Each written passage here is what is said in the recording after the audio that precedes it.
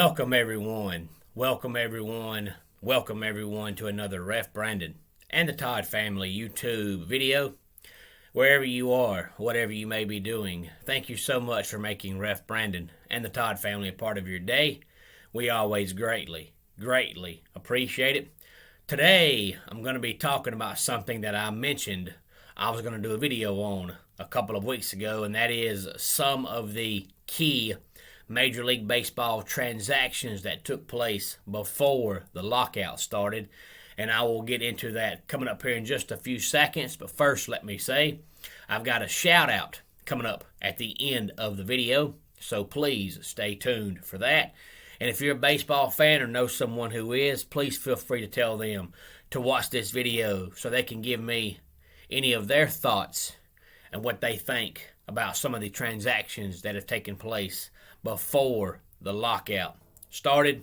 I won't sit here and give you every single transaction because it would take all day long. Plus, some of them are players that I really don't think are going to make that much of a difference at their new home. But these are names that everybody is going to recognize and guys that I think could have an impact on their new home. The first one is Kirby Seeger, and I know right after the playoffs ended for the Dodgers, I said I thought that was going to be Mr. Seeger's last game with the Dodgers, and it was. He signed a 10-year deal with the Texas Rangers for $325 million, so he'll be making a cool $32.5 million a year. Max Scherzer, who has always been a dominant pitcher. When he first started years ago, his first couple of years, it looked like he was just going to be an average pitcher. But ever since then, with Detroit and Washington, and this past year, even after he finished the season with the Dodgers, he still looks like a really good pitcher. He signed a 3-year deal with the Mets for $130 million. So he's making $43 million a year. And then Javier Baez, who of course spent the first part of his career with the Cubs before being traded to the Mets at the trade deadline last year, is now a member of the Detroit Tigers. He signed a 6-year deal for $140 million. And then Tucker Barnhart, who used to be the catcher for the Reds, has been traded to the Detroit Tigers. His deal is 1 year for $7.5 million.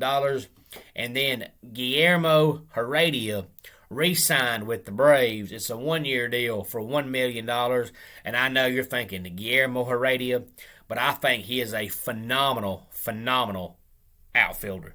And then we've got Chris Taylor, who re-signed with the Dodgers on a 4-year deal for $60 million.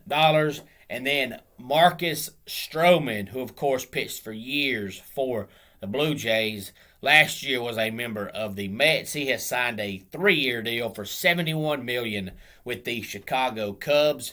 And then the former closer of the Braves, who this past year was the closer for the Padres, Mark Malanson, who I still say his name should be pronounced Mark Malanson, but he has signed a 2-year deal for $12 million with the Arizona Diamondbacks. And then Raisel Iglesias, who is actually a really good relief pitcher, has signed a 4-year deal for $58 million with the Los Angeles Angels of Anaheim.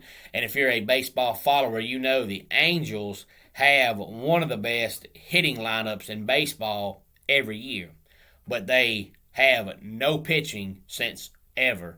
So this offseason, they decided they're going to focus on pitching.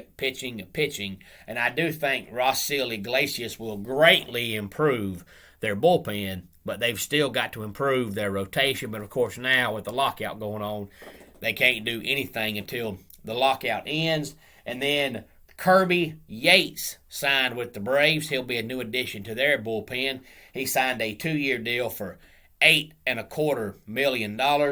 And then we have Starling Marte, who is a great outfielder, has signed a 4-year deal for $78 million with the New York Mets. And then Justin Verlander, who it looked like was just out of the game, is back now. He signed a 2-year deal for $50 million with the Houston Astros. Again, any thoughts on any of these acquisitions or trades or free agent signings or whatever the case may be? Please feel free to let me know. Of course, with the lockout going on, nothing can happen right now, which could be bad for the Braves and it could be good for the Braves, because before the lockout started, Freddy Freeman and the Braves still couldn't come to terms close with the contract. Freddy Freeman wanted 8 years. The Braves said 5. Freddie came down to 6. The Braves still said 5. So right now they're stuck with the Braves offering 5 and Freddie saying 6. And they can't talk about it until the lockout ends. So if you have any ideas on how long you think the lockout will last, please feel free to let me know.